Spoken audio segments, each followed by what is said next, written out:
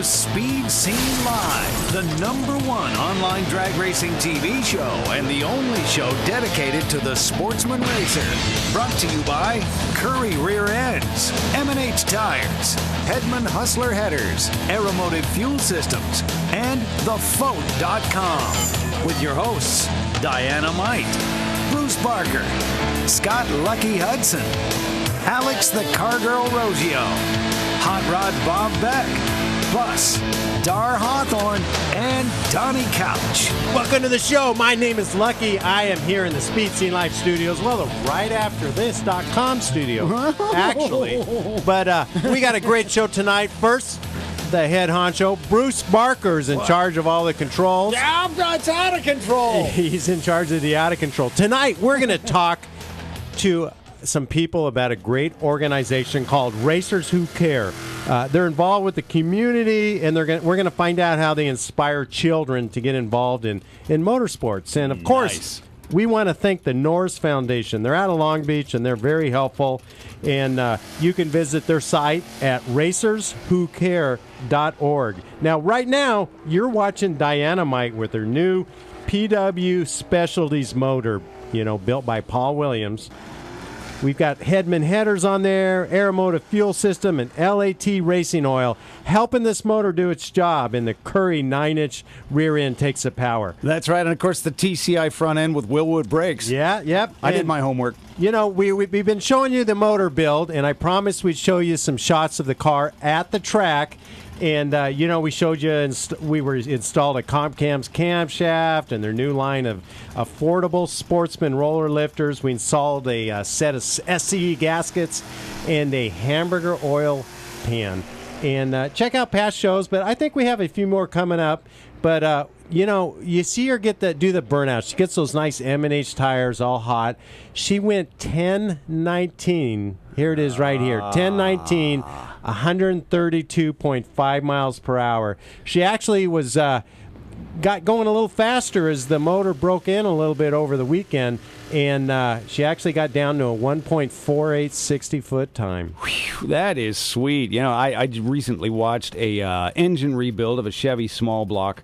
That was one of those where they time-lapsed everything, so the entire engine rebuild took 4 minutes. Yeah, I saw that. That's great. Yeah, I think Haggerty, the insurance guys, filmed that. Anyway, I was just thinking, man, what if we could really do that? Of course, you got to take your time to do it right, and that's why Paul Williams Specialties gets involved. Hey, tonight, we're going to also talk with a guy that's trying to help catch car race thieves. Yeah, and we're going to find out how that's all working. Also, Alex, the car girl Rogio, is going to be live in studio to talk racing next week. Going to get us up to date on that Dodge Magnum. She's been racing in Las Vegas. It's going to be great to hear about what she's doing there and around the tracks all over the country. She's going to be at Mopars at the Strip this weekend. Man, a lot of Chrysler products that are going really fast. And Brett Big Schwag Wagner is going to be there too. Hear all about it next week. Are you kidding me? He was here a few days ago, and we were actually doing a little bit of, Brett is, of course, he's an actor as well, and we were doing a little bit of voice work as well, and he had to do this really quiet thing, and I was going, what happened to Swag? Where's the big guy? Yeah, the big voice. It was bizarre, but he did great. What am I going to say? Multi-talented, and if you call Curry Enterprises, that's who you're going to hear on the voice while you're on hold. You're going to hear Big Swag, and he does great voice work, and always involved with a lot of cool stuff. Yeah, that guy, and I know he's done some great videos with Curry as well. Hey, in case you're wondering where Diana Might is and Bob Beck, they are on assignment this week, but we've got a packed show, so, not to worry. There's a whole lot coming. Ain't that right, Lucky? That's right, and I got to let people know that this weekend, Dale Creasy will be racing his Tech Pack Nitro Funny car at the NHRA 4-Wide event at ZMAX. We had Dale Creasy on the show a few weeks back, and great interview, great guy. He's going to be sporting some Speed Scene Live stickers on his car, and we want to thank Tech Pack Incorporated. They're advancing the science of thermoforming, and they're helping him with the car. So we're really appreciative about that. And, if you see him out at the event, stop by, say hi, and talk to him. He's a great guy. Nice. Hey, NMCA West, man, we're seeing some vehicles here that might appear there. I'm not sure about that. I'm not going to give anything. That's Joe Lapone's Pro Mod right there. Yeah, it's one fine machine. Great looking Nova, really fast, 5-second car. Check it out. Speed Scene Live sticker right there on the hood scoop. Ooh, nice. Bringing them luck. That's right. Good for a 10th. NMCA West is going to be at Fontana. It's coming up soon, March 27th through the 29th. That's this weekend. Come out and check out the Hedman booth. Lucky, you're going to be manning the Hedman booth with all the cool bling. And well, I'm going to be out there racing. So this week we're going to concentrate on racing because we got the new motor. We got the car set up, and we're going to try to make a big bump. So this a big grand opening, so to speak. Nice. There's even autocross at this event coming up this weekend. Yeah, man. Hey, you know what? April 18th is the next Match Race Madness race. Check out the Match Race Madness Facebook page. Are you going to be Racer of the Week?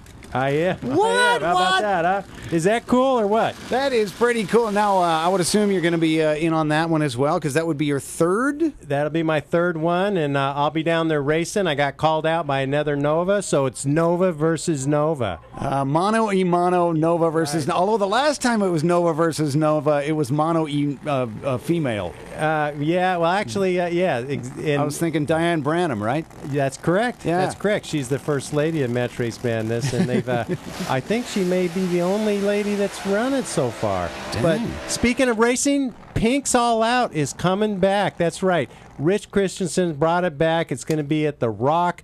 Tickets are available right now. You can go to the Facebook page, and it is Pink's All Out Week on Facebook, and you can there's links there to where you can buy tickets. There's still some tickets available.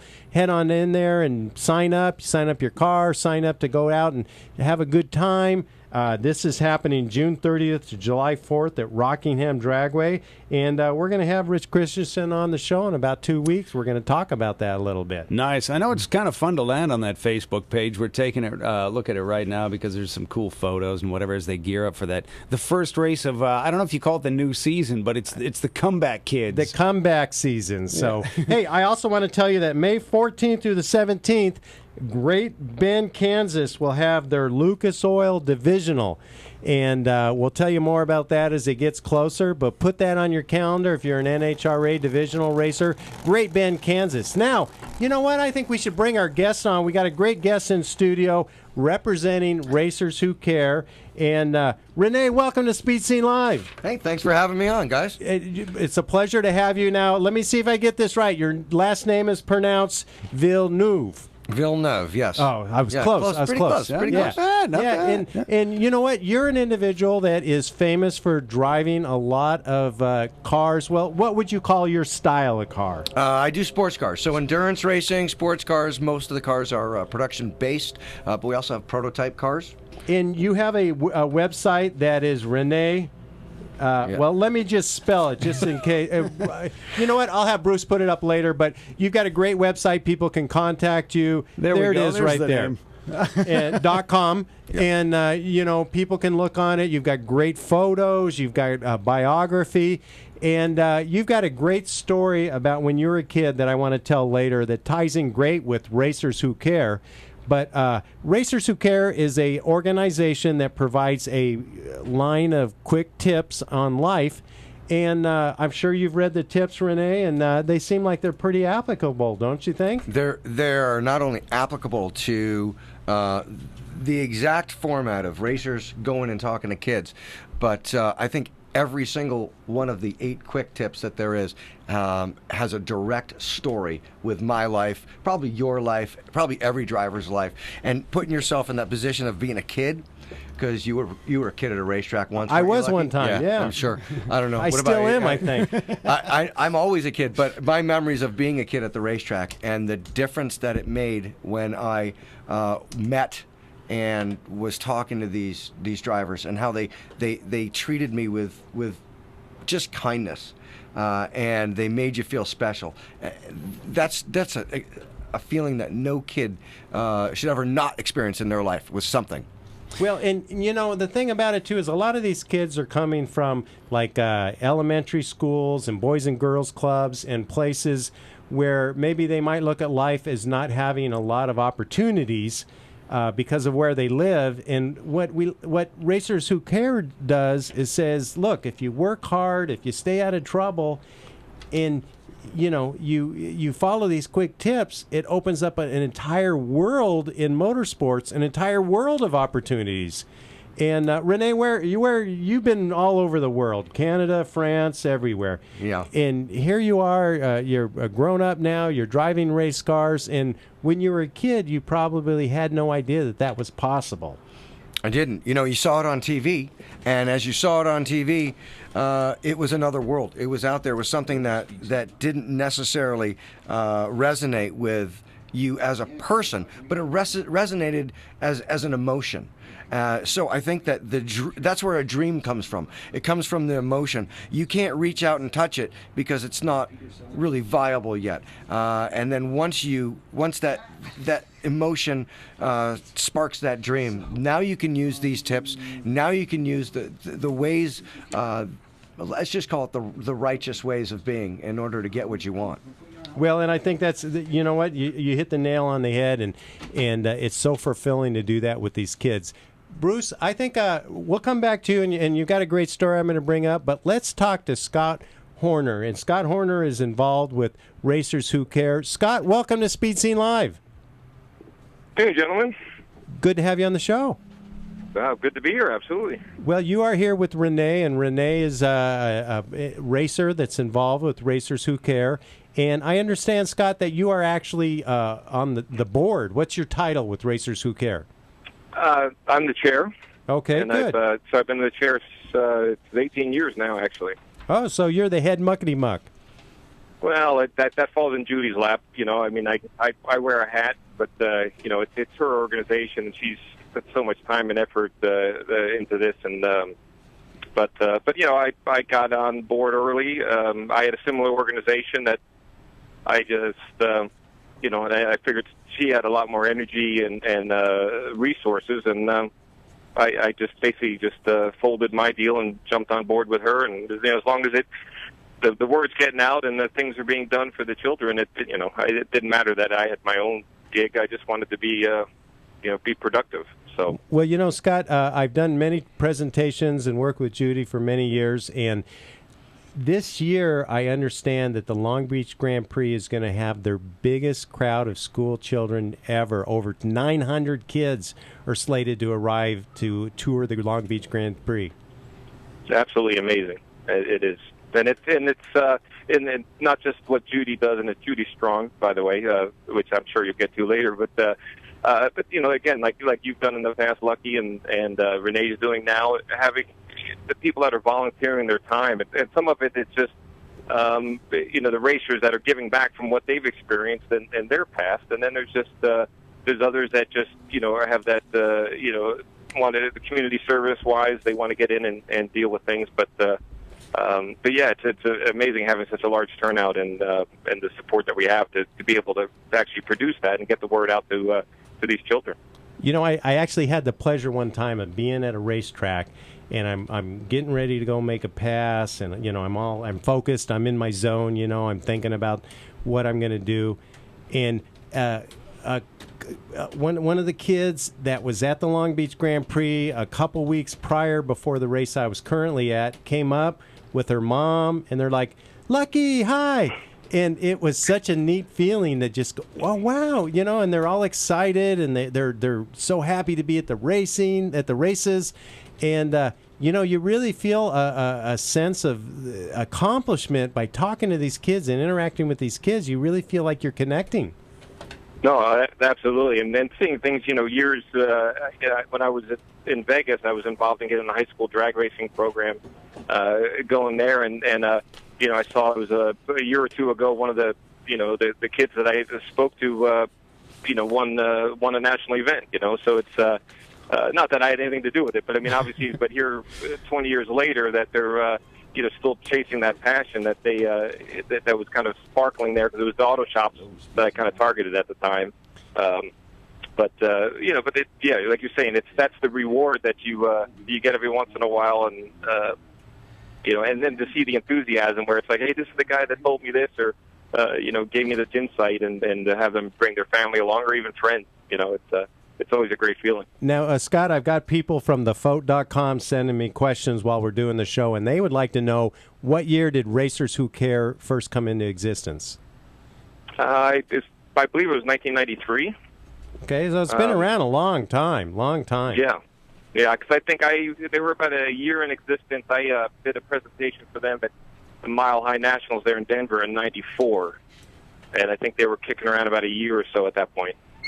Okay, and I understand that we would like to put a special thank you out to the Norse Foundation out of Long Beach, because they've been very instrumental in helping the group grow, and I think they're part of the reason why this year the Long Beach Grand Prix is such a success. And now, Renee, you haven't been to the Long Beach Grand Prix as a presenter yet. Are you going to be coming out this year? I will be. I will be there on Friday. And for any of the guys who are racing or local, we need some more folks. We need some more volunteers on Friday. Come on out, help us present, get involved with the kids. It's good for them, and you'll feel good about yourself. And Scott, I'm sure you've been out to the Long Beach Grand Prix. It's a very impressive event. The city of Long Beach, the Grand Prix, all those people that put it on do an incredible job of the whole race, the presentation, I mean, the crowd control, the facility, the track itself. It's really an exceptional location to be able to do this type of thing with the kids. You're very fortunate to be able to bring so many kids out to such a high-end, high-caliber event. Absolutely, and I have yet to do the Long Beach Grand Prix. Well, come on out Friday. They need you.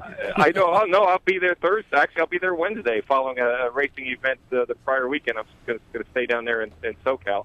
But yeah, I've been involved taking the kids out to Pomona a couple times and things like that. But every day, I mean, I've been excited to get down there to Long Beach and experience that type of racing. And again, like this, at the facilities, everything I've seen and the organization, it's all going to be helpful, especially kind of herding 900 kids. Obviously not at one time, but the separate things. And like the Norse Foundation has helped, because there's so much stuff that we're doing and putting out there. And I mean, parking tickets and all this stuff, none of that's donated, as far as from the racing organization. That's all, basically we're paying the kids' ways to get in, and it's done by, donations, and, especially, like I said, the Norse Foundation has, stepped up and took the brunt of all that out of it, and then making it possible for these children to experience this. That is, hell, like I said, I'm probably more excited than they are, at this point, Well, Scott, to get out there. I appreciate you calling in. We've got the phones lit up pretty good. We've got several people that want to talk about Racers Who Care, so I'm going to let you go, and we're going to get to them. And, of course, we're going to talk to Renee some more about his involvement. And we appreciate what you're doing. This is a great, great company or charity. RacersWhoCare.org is how people can go and find more information. And if you're a racer or a person that wants to volunteer, please contact us through RacersWhoCare.org. Scott, thank you so much for calling in. Thank you, gentlemen. I appreciate you having us on, and I hope to see some of you down there in Long Beach. Sounds great. Talk to you later. Well, Bruce, let's take a quick commercial break, and when we come back, we're going to talk some more to Renee. We're also going to talk about Racers Catching Thieves Facebook page, and we got so much more to come up. Stay tuned. Speed Scene Live.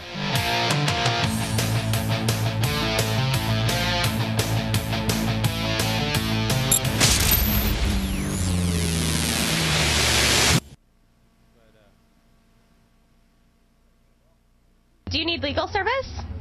Go to ErnieTheAttorney.com.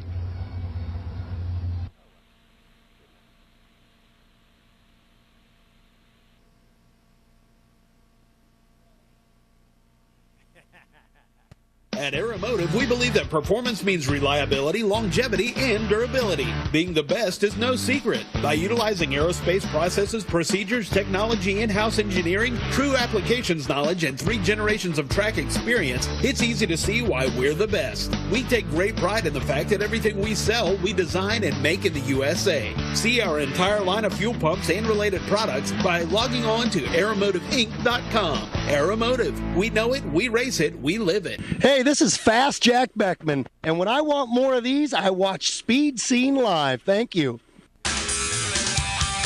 M&H Tires, makers of racing tires that give you the best bite for the buck. You've paid a lot for that horsepower. Make sure you use it all. M&H Tires has the best compounds available for maximum traction. Go to mandhtires.com. That's mandhtires.com. Buy direct and save at the website and mention the Speed Scene for a 5% discount. That's right, mandhtires.com. Call them at 661-324-4773. M&H Tires has tech guys ready to answer your questions or to recommend the best tire for you, slicks or DOT. M&H Tires has it all. M&H were the first to create racing tires for muscle cars and also the first to create racing tires for sport compact cars. Legendary M&H Tires. Shop online, mention the Speed Scene, and save 5%. Get the best racing tires, great personal service, and save 5%. Go to mandhtires.com or call them at 661-324-4773. MNHTires.com.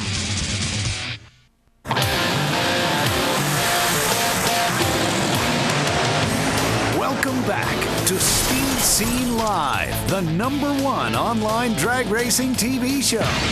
Brought to you by Curry Rear Ends, M&H Tires, Hedman Hustler Headers, Aeromotive Fuel Systems, and TheFote.com. Ooh-wee! Man, we are burning up this track almost as fast as if we had steering wheels in front of us, or those crazy butterfly-shaped things. You know what I'm talking about. I'm Bruce Barker. Lucky Hudson is right there. And Renee Villeneuve is in the studio as well. And man, nicely done. Look at them roll those R's, man. Yes. Wow. Although I don't think the French roll R's, do they? It should be René. René, oui. Yeah, oh, nice. See, we're taking lessons here. All right. Well, you know, Renee, I was reading the bio on your website, and you had this great story about when you were a kid. And, you know, you talked about how your family would go to these races, these big events in France, right?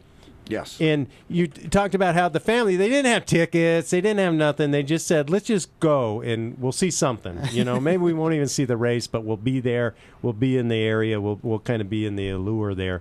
And as you were at somewhere, an older guy came up and he said, hey, I've got an extra ticket. Stop me if I'm saying this wrong. I've got an extra ticket. I want to give it to this little boy because this little boy looks like he's really enthusiastic about racing. And you got a chance to go from, you know, being way out in the boonies to sitting in the deluxe bleachers, right, the best seats of the race. And that made an impression at that point in your life when you're sitting in those bleachers and you're like, all of a sudden you're seeing the racing. And what was that like to you? You know, the story, as we were talking about earlier, you'd think it isn't true because it was such a perfect. Don't tell me it's not story. true. No, Okay? it's a true story. I love it too swear. much. It's a true story. So we were living in France. My brother, who was 8 years older than I was and knew a lot more about these things, said, you know, we should drive down the street about 30 miles and go to this little thing called the Monaco Grand Prix. The Monaco Grand Prix. Right. Wow. So we drove to Monaco, which was only about 30 miles from our apartment, and we got there just in time for the morning warm up, about 11 a.m. or so. We were standing on the street and watching the cars as they went up towards Casino Square, up through Saint-Devote and up the casino square, but all we could see because of the barricades was like 1 millisecond. There goes the car. There goes the car, and all we could see was the car going up the hill from the back. We were just about to turn around and leave when a very, of course, I was 10, so a very large. Everyone was large in that point in time in my life. But this man walks up and he starts speaking to me in Italian, which I didn't understand, and then he started speaking to me in French, which I understood, but I was a little scared. And then my father walked up and they started talking, and then my mother walked up and they started talking, and my father came over and said, "Look, here's the deal. He's got an extra ticket. He's with his family. He'd like to take an impressionable boy into this race." And I got to sit right in front of Piscine, as they say, the pool area, right there. Looking over the marina, watching Mario Andretti and James Hunt, and Brett Lunger was another American, and all these guys competing in the 1976 Monaco Grand Prix. Yeah, It was amazing. So you've got to imagine, here you are at this point now, being an actual driver. That moment in time must have been the point where you were totally totally inspired to follow this path as a race car driver. Well, there was a little bit of two things. One, there was a little bit of it in my family, extended family. So there was some motivation there to get involved in racing at that time. A distant cousin of mine was driving Formula Atlantics, and being at that race and having that happen to me changed my life. I can't explain it any other way, because people talk, "Well, this changed my life. This website changed my life." No, that changed my life. That took my entire perception of being a boy and where I wanted to be in 10, 20, 30, 40 years, and turned it all on its head. You know what's interesting too, Rene, is that that type of road racing kind of, it just wasn't that you were exposed to racing per se, and then you just said, "Well, I think I'll be a drag racer, or I think I'll be an off-roader." That you kind of stuck with that similar type of racing, right? Well, I did, and interestingly enough, Monaco takes place in May every year. The following month is June, and June in France is Le Mans. Well, Le Mans, the 24-hour race, the most famous 24-hour race there is. And in France, even back then in the 70s, it got a lot of coverage, newspapers and whatnot. And I started following that race. And all of a sudden, I said, "Wow, that Grand Prix racing is really glamorous and amazing. But this endurance racing thing is nuts. These guys are driving in the dark. They're driving in the rain. They're driving in the fog. There's a whole bunch of guys that have to share the car. This is the racing I want to do." And that was that. That was that. I said, I didn't want to be an Indy 500 driver. No offense to you guys, good friends. I didn't want to go to Formula One. I just wanted to do endurance racing. That's great. Hey, this is crazy. This is nuts. This is insane. That's what I want to do. Hey, but Rene, that's a great story, and I love that story. And, let's take a break here, because we're looking at footage of you and some of the racing that you're doing, and these are the type of cars that you're involved with. But you know what? I'd like to talk a little bit more about the cars. But first, let's go back to the phones. I would like to welcome Steve... Steve Hewlett's on the line. Steve Hewlett from Racers Catching Thieves. Steve, welcome to the show. Thanks for having me. We appreciate what you're doing. I know that you've created a Facebook page, and the concept, the idea is to get the word out. We have all this digital media now. Everybody's got cell phones, and they've got apps. They got Facebook and stuff on their cell phone. They can see stuff immediately. Your idea is, hey, let's create a network so that whenever a race car's stolen, immediately pictures can go out all over and people can be on the lookout, and hopefully you'll be able to catch some of these thieves. Is that kind of what you're going for? That's exactly right. I had hoped that what we could do is put together an international network of people that are, like all of us, just using Facebook on a daily basis, and have joined the group as a member so that they get the updates. And once in a while, when they're looking at their Facebook page on their smartphone, maybe they'll see a car that they recognize, or that car will come back in their mind when they see it driving down the road, and they go, "Hey, that reminds me of that one I saw there, and maybe I should look a little harder at that." I'm hoping we can spread the word faster than they can run away with a car. That's a great idea, because there has been a rash of thieves of race cars going on, and it seems like the word doesn't get out until a couple days or the next day, And by then, wherever the car is, it's already there. You know, whether it's going to a chop shop or a shipping container or whatever. And, you know, if we can immediately, for lack of a better word, sort of an Amber Alert type system, but I don't want to use that term, you know, if we could come up with something else. But a system like that to where immediately it goes out, hey, 5 Buick Grand Nationals were stolen from a hotel parking lot in Mississippi last night. And here's pictures of 5 Grand Nationals. And then people can start looking and seeing and being aware, because people don't even know until it's too late many times. That's exactly right. When I was, a few years back, I was racing with my friend Josh Kluger. I was crew chiefing on his outlaw drag radial car. And the car, we had worked on it for years and had, you know, a ton of treasure and blood, sweat, and tears into the thing. And somebody ripped it off.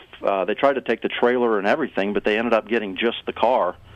And it turns out that a friend of mine who lived in an apartment across town actually saw the car sitting on the trailer at 5 in the morning for about 15 minutes at this apartment complex. And then it was gone. And he noticed how radical the car looked, and immediately, being a Mustang fan, he realized this is a heavy-duty, you know, car.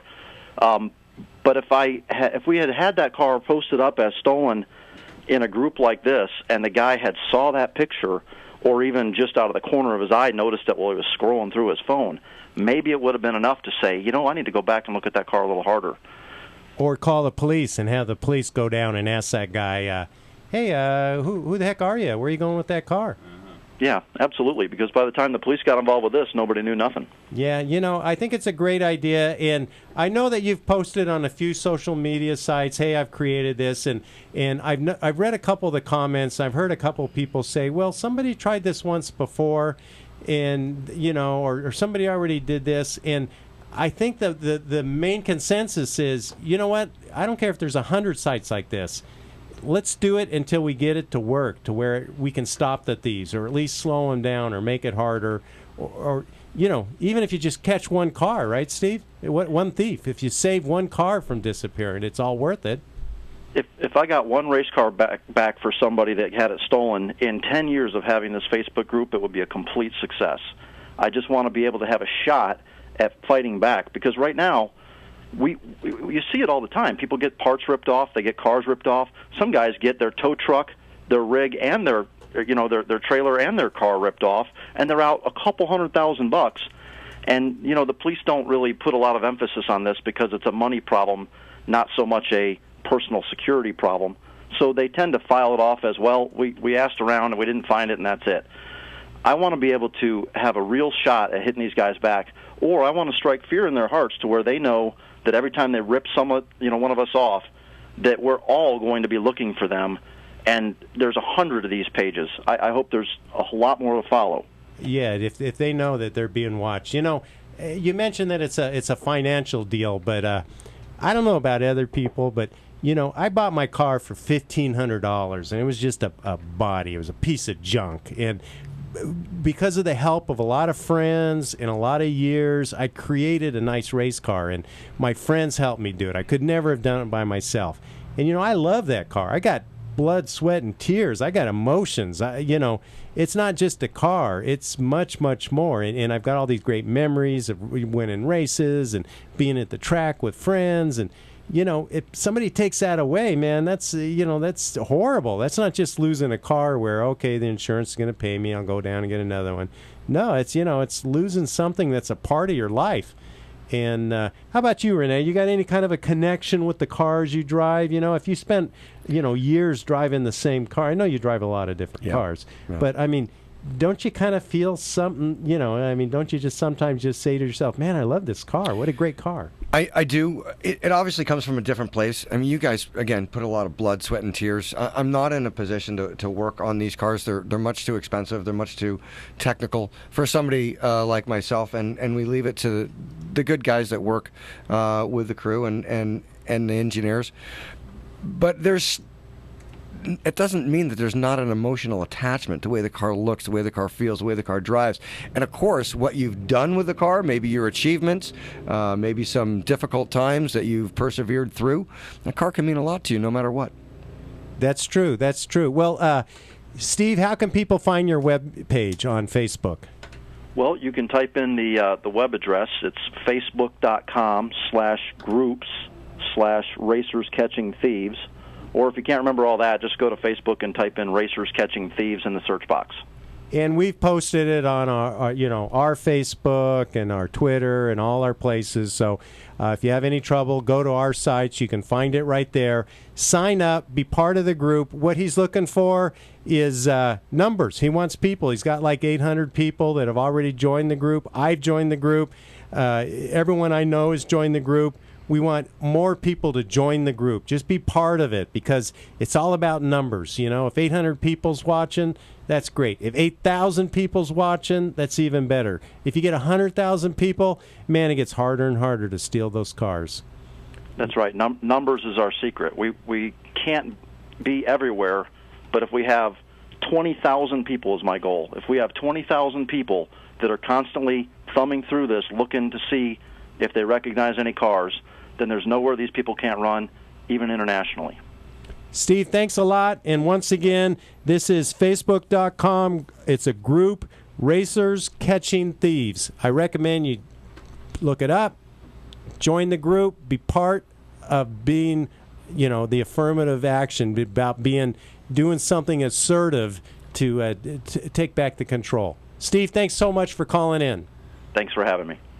I know you, like you mentioned, Renee, you drive very expensive cars, but I'm assuming that there's probably a problem with cars being stolen with the cars that you use as well.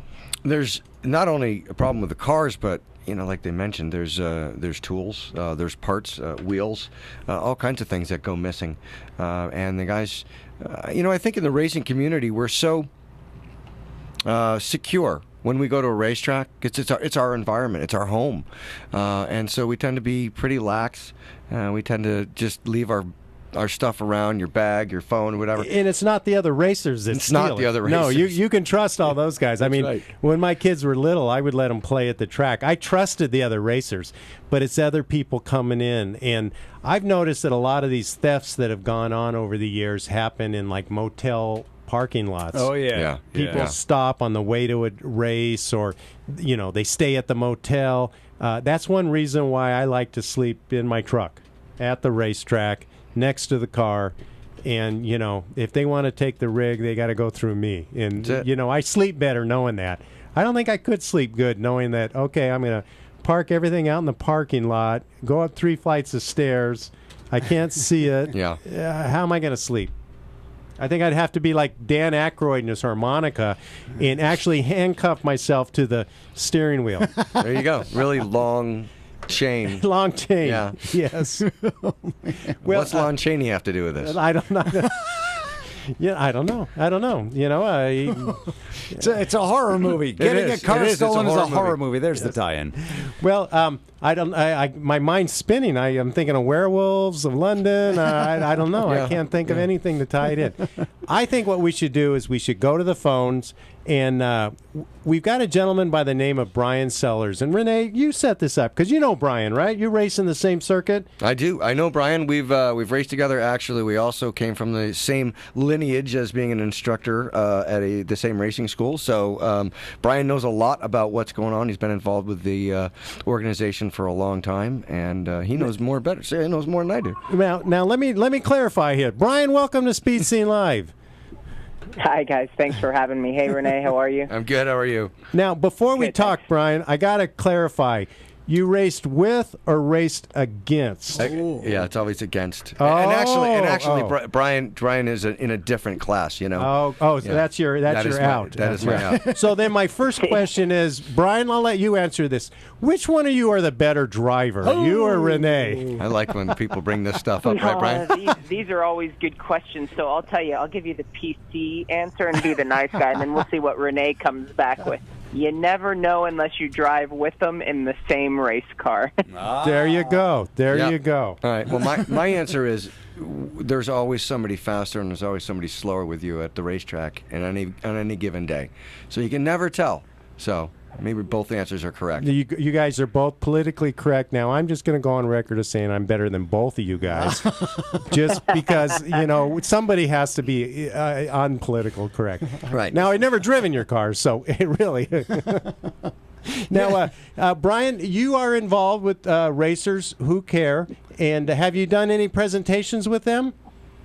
I have. I've done several events with them at Long Beach. I think now this will be going on maybe my 6th year, I believe. Oh, nice. In going and being involved with the program, and for me, it's always been something that's pretty special. And I think everyone has their stories about growing up and going through school, and for me, school was always a little bit difficult because all I wanted to do was be at the racetrack and wanted to kind of follow that dream. So while other kids were going to sporting events and proms and dances, I was at the racetrack, or I was in the garage working on karts and getting ready for the next race. So my message always to the kids is to follow your dream, because no matter how far-fetched it might be or how crazy people tell you, or when you're in school and they're making fun of you for, racing a kart that they envision to be just, something you drive through the grass, that one day your dream can come true. And Renee and myself are walking examples of that. We've been fortunate enough to get to do what we love to do for a living. Well, I understand that this upcoming Long Beach Grand Prix event has scheduled over 900 kids. It's the biggest event ever. And what the kids do, for people that aren't aware, that haven't been there like you have, is they come in, they get a presentation, they get some quick tips. Some of the quick tips that Racers Who Care provides to illustrate, things like find a mentor, don't take the easy road, apply yourself. And then the kids get to actually go down into the paddock area and the pits and see the cars and talk to the drivers. And it's really quite a presentation. And, to do 900 kids, man, that is just a huge undertaking. I mean, it's mind-boggling to think that they push that many people through. I know, say for like Falcon Tire, when we have to do dealer events and they come and we have 15 people at the track, it's overwhelming. And those are 15 adults, not 900 kids that you're responsible for. And it's funny because even though the kids may or may not be race fans, when they get to the track, they immediately turn into race fans. So it's kind of like herding cats. You have groups of kids that want to see this car because it's yellow, groups of kids that want to see this car because it's teal and blue, and you kind of got to follow them, and you got to let them do their thing while they're at the track and let them be interested in what they want to be. Well, now, Renee, this will be your first time at the Long Beach Grand Prix. Now, I don't know. Have you ever raced the Long Beach Grand Prix? I haven't. That's one of the shorter races. It's an hour 45 for the sports cars there. So it's always been something I've not been invited to do or been asked to do. I usually do the longer races, the 6, 12, and 24-hour races.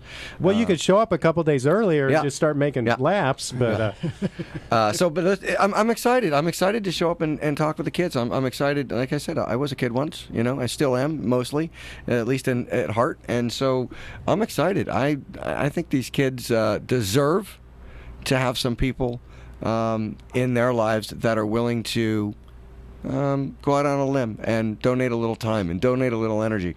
And Brian's been doing it for 6 years, and he's obviously well versed at it. And Brian gives back a lot.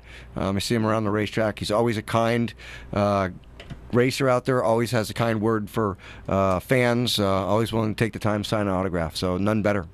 Well, now, Brian, I want you to stay on the line, and I would like to bring up line 3 also, or wherever JD is. JD's on. Hey, JD, welcome to Speed Scene Live. Lucky, good to hear from you, buddy. How you doing? Good, JD. It's good to hear from you. I told everybody, I said, well, JD's on. Forget about it. He'll talk the whole time. But I wanted to bring you on while Brian was on the phone, too, because he was talking about, bringing all the kids through. And you and I, we've done so many of these over the years, and you're so good at it. I'd just like you to share a little bit about some of your personal experience interacting with the kids at the Long Beach Grand Prix. You know, it's Brian hit one thing. You know, they might not all be fans when they're there, but when they get there and they get in that room, you know, just imagine kids. They probably look at it as a classroom, but then we start talking, and if you've been there with me, you know, I like to bring in the props. You know, I got the fire suit and the helmet, you know, and pass that around, let them get a feel for that first. And I love seeing at the end, you know, the questions, you know, getting the questions, because you pick out of that group, you know, you'll find one or two that kid's thinking about. Is he got what we just said? You know, when we touch on the tips like the goal setting, being flexible, teamwork, a lot of emphasis on the teamwork, you know, because these are tips that it's not just in racing, but it helps them in any industry.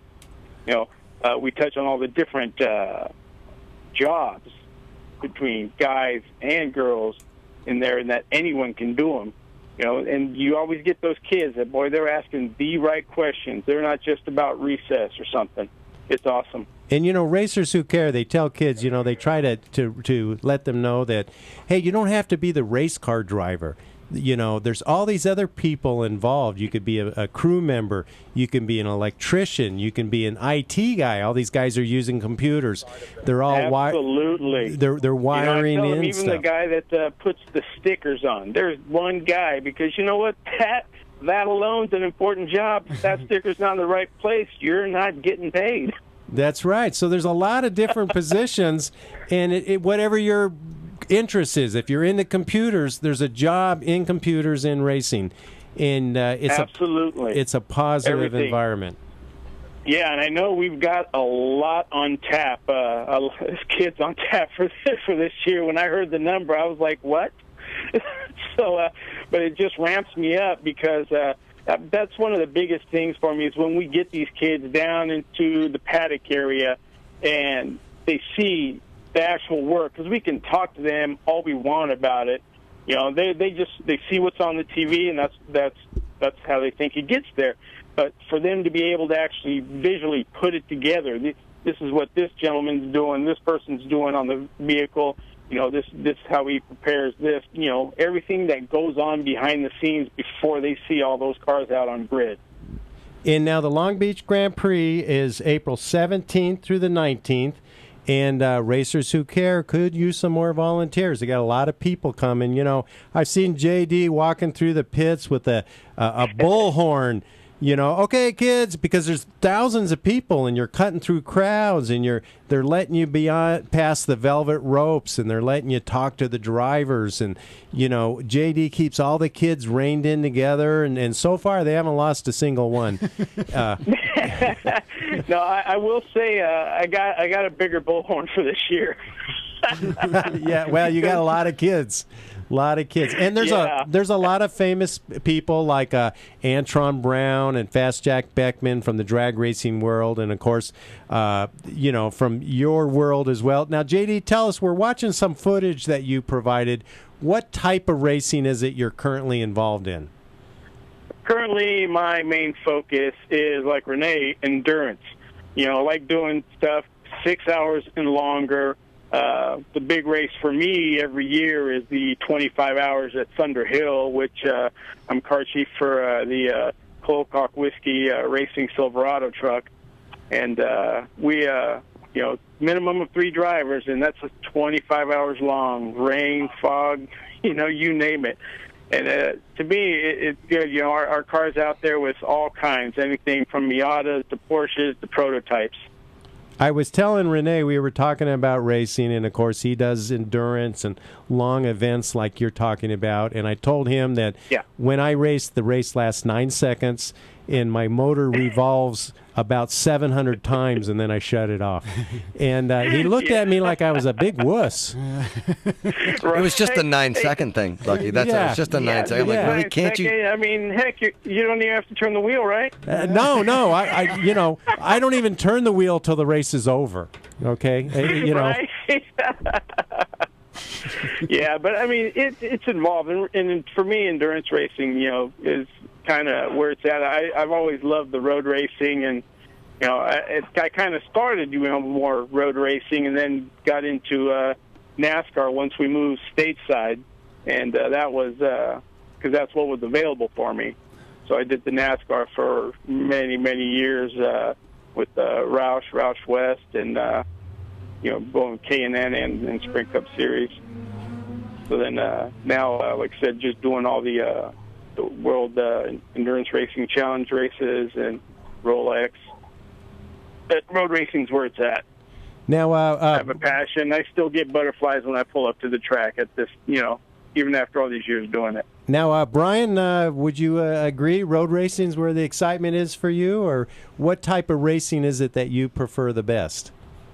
Well, I'm definitely a road racer at heart. I mean, but I also think, as a driver, you appreciate all types of motorsports. I've been, fortunate enough in the last couple of years to get an inside look at some drag racing and have a newfound appreciation for that. You can, go to Supercross events and have an appreciation for what they do, NASCAR, everything. So, I'm just kind of I'm a fan of anybody being good at what they do, but my heart personally lies in road racing. I had a road racer one time tell me that he said, I'm really impressed with you drag racers. You guys really know how to barbecue. Hey, that's part of the whole deal going to the track is the food, Of course. Now, the Racers Who Care is located at racerswhocare.org. That's the website, and we would love to get more people involved. You guys are doing a great job. Renee is coming on board. This will be his first time at the Long Beach Grand Prix. Yeah, that'll be good. Better late than never, right? Guys. Yeah, he's a good talker. He'll be great with the kids. It's a long day when let's see, 3 days, 300 kids a day. Yeah, roughly. That's a lot of kids. I can say this: I did get some confirmation today of 2 other drivers that are definitely interested. So we get Mike Skeen and Nicholas Asayan, and more than likely James Safronis, the GMG guys. Excellent. James was my teammate a couple years ago. Oh, nice, nice. Now, JD, what's your favorite question you ever got asked by one of the kids? The favorite question, man, there's so many. But I think one of the ones that comes up most is how many times have you wrecked? Yeah. That's what I would say. They love to ask about crashing. And they love the carnage, right? Yeah, exactly. But I'll tell you, I did see one kid, he was talking to me, and he was like, what's it like driving a race car? And I said, you ever get on a really good roller coaster, or Disneyland, your best ride? And he's like, yeah. And I said, it's like being able to get in that ride anytime you want. And I saw his eyes just light up like, ooh. Oh, yeah. And control how fast it goes. Yeah. That's the best part, right? I'm going to sit in a roller coaster, and we're going to go faster. Well, it just has one speed. Right? Yeah. One speed. Fast. Yeah, well, I'm definitely looking forward to even with that big number of kids, it's just going to make it that much better, getting down there and be able to expose them. So many of them, when we get up there, have never been to a race, which really surprised me that even they live right there, and haven't been to the Grand Prix, Long Beach Grand Prix. And but so many of them, and to get that exposure, first of all, the quick tips, and then have a racer like ourselves come in and talk to them about how we got there, what they can do, what they should do to focus on any of their dreams, whether it's in racing or not, and then to be able to immerse them in the paddock area so that they can see it, they can smell it, they can hear it, all the work going on. It just that drives me pretty good. And in addition to the Long Beach Grand Prix, Racers Who Care go into elementary schools, boys and girls clubs. They go into all these different locations during the year. They visit the classrooms. They talk to the kids. I know I've done it a few times. I did a few presentations with the young lady with the big giant pink Hummer, and the kids love that big giant pink Hummer. And They've had racers bring drag boats and race cars and set them up in the parking lot, let the kids come out, and like you mentioned earlier, try on the helmets and the fire suits, and you know. Yeah, try on the helmets. I'm like, yeah, that's pretty sweaty, kiddo. Yeah. And they're always surprised about the fire suit because it's so thick. They're like, well, isn't this hot? Well, yeah, but it's not as hot as fire. Yeah, let them carry that for a little bit. How about you carry this while we walk through the paddocks, huh? Yep. Well, you guys, thanks so much for calling. We appreciate it. Brian, JD, it's a pleasure having you. Thanks for having us, Lucky. We appreciate Thanks, it. guys. Appreciate it. We appreciate everything you do for racers who care because, you know, anybody that's involved in motorsports, what they got to remember is you got to get the kids involved because that's who's coming up. You got to protect the motorsports. And if the kids aren't involved, racing just dies off, and we don't want that. Absolutely. Thanks a lot. Thanks for having us, Lucky. See you guys down in Long Beach. You Long Beach, buddy. Well, you know All what? right, take care. Take care. Renee, I wanted to know if there's anybody that you wanted to mention that, you know, helps you with your racing or, you know, I was hoping to talk to you a little more, but, you know, all these other guys kept calling in. Yeah, I thought it was going to be 56 minutes of you and I talking. Yeah, you know, I was all and set. throwing it back and forth. No, it's fine. You know, first of all, I want to say that I'm a fan of drag racing. Did I not mention that at the beginning? You don't have to say that. No, but I'm going to. No, really, it's okay. No, I'm going to because you have to go where the fan base is, and your fan base is drag racing. So when I was 16, I bought my first car, which was a '67 Camaro. Oh, nice, nice. And somebody had put a 327 in it, and I had to do a little work on it and get it running. And that's a great car. You know, I know now you Wish I had it still. you have to drive those Porsches and Ferraris Yeah, and stuff. yeah. But you know, that Camaro now that's a nice car. It was a really nice. I really, you know what? It was it was a cool start. It was Look, a- it's a it good got way, me yeah. started. Next Yeah. thing I know, some guy says, "Oh man, yeah, my car's faster than yours." And so we went, you know, a couple streets down, found a nice long That's where it straightaway always- where everyone was going. That's and, where it always starts. right. And the next thing you know, I beat him. That felt good, huh? Oh yeah, I wouldn't be Yeah. sitting here if I hadn't beat him. Yeah, well, I'm telling you, like it was again, it was a life changer. Wait a minute, I can actually do this. You know, so drag racing is kind of close to my heart. In that respect, I went down to Englishtown once. Oh, saw those Englishtown, guys. New Jersey, Yeah, went yeah. down to Englishtown, saw the guys over there. great track, great track. So, like Brian, you know, Brian said, like I said, Brian mentioned that you have to appreciate all forms of motorsports. You really do. The motocross guys, you know, the ice racing guys. I mean, everybody. Rally guys. Rally guys are crazy. They're crazy. Well, yeah. Hey, did you see that thing? There was a post about his famous English rally driver where he came out and said, "You know, I really don't listen to the co-driver." Yeah. Did you see that? That cracked me up. He said, "I have to have a co-driver." Yeah, they're just doing everything, I think, really visually and off of, you know, the notes that they study and the pre-runs and all Yeah. that stuff. There's actually a really cool bit of footage that I saw a long time ago with a very famous road racer and Le Mans winner Derek Bell. I don't know if you guys know who Derek Bell was, but 5-time Le Mans winner. And Derek was driving a rally car, and he had this co-driver telling him where to go. And the guy told him, "Well, there's an absolute left coming up here." And I think he either wasn't listening or he just missed the corner. And as Derek was crashing into the trees with his co-driver, he's going, "Oh, Derek, how dare you? Why can't you listen to me? What's wrong with you?" It was brilliant. It was like this, really? I've been telling you where to go, and you're not listening. Well, I like the fact that the guy actually admitted that a couple years ago he didn't have a co-driver and he kidnapped a homeless person and strapped him into the seat. And the onboard camera, the whole time you just see that guy screaming, "You crazy bastard! Yeah. You're a madman!" Yeah. Yeah.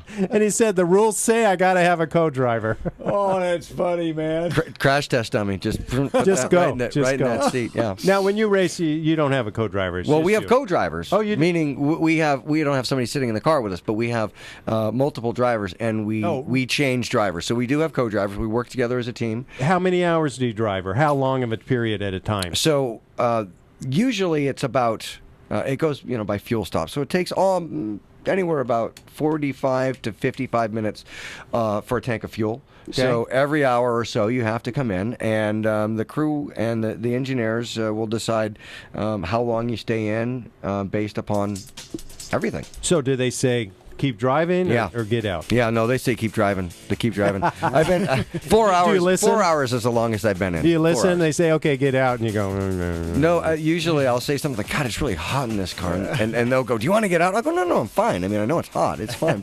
Just telling you it's hot in the car. It gets about 145 in the car. So. Oh, yeah. Well, look at this. Top of the hour already. I hear the music. We didn't play our second commercial break because we ran out of time, but that's okay. We'll play it twice next week. There you go. And, Renee, I want to thank you for being on the show. It was really great to have all these racers from what you do and the drag racing and all the forms of racing come together. And, that's what Racers Who Cares About is all about. They bring all different racers, drag racers like Fast Jack Beckman and Pro Stock Motorcycle driver Steve Johnson. And, they bring all these guys together and they get kids involved. And, there's nothing better than getting kids excited about racing, just like what happened to you, Renee. Absolutely. Yeah, Yeah. it's great. And the message really has to be for the kids. You can do whatever you want to do as long as you set your mind to it. That's right. Well, RacersWhoCare.org. Check out the website. Volunteer if you feel inclined. They are a charity. You can make donations. You can donate your time. Tell your friends about it. And, get the word out that there's people out there that are getting kids involved. And this is a charity that I've been involved with for years and years. And it's a fantastic charity. And I couldn't say enough good things about it. So, Renee, thanks for being on Speed Scene Live. Thanks for having me, yeah. Hey, let's do this again in the form of the encore presentation, which is coming up next. And, of course, we'll be back in a week. Alex, the car girl, Rogio, is going to sit in next week. You got some racing to do this weekend, Lucky. That's right. I'll be at the NMCA West out at Auto Club Fontana, Auto Club Dragway Fontana. And I'm going to be out there racing. And let me see, you know what? I think there's also Mopars at the Strip this weekend with Alex, the car girl. And don't forget, in a couple weeks, Pink's All Out. Rich Christensen will be on the show. We're going to be talking about that. In the meantime, go to the Facebook page, Pink's All Out Week, WEEK, and you could sign up there. And be sure to join the Facebook group, Racers Catching Thieves. We'd really like to see that grow. Nice. Encore presentations next. Thanks for joining us. We're back in 1 week right here. Speed Scene Live TV, the #1 online motorsports TV show. Brought to you by Curry Racing Rear Ends, M&H Tires, Hedman Hustler Headers, Aeromotive Fuel Systems, and theFote.com.